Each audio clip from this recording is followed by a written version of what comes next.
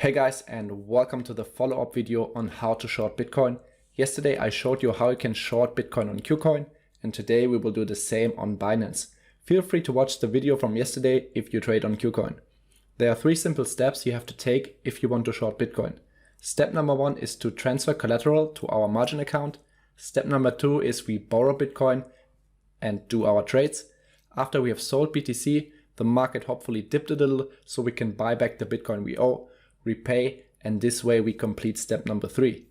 That's the overview. Look over my shoulder and let's short Bitcoin together.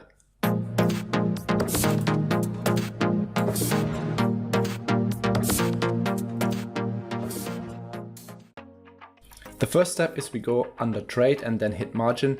Then we select cross or isolated margin and click transfer. Now we can transfer funds from our spot wallet to the margin account.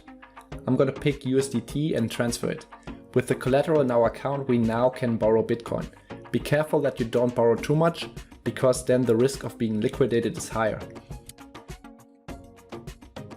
We decided to sell, and that's when step number 3 starts.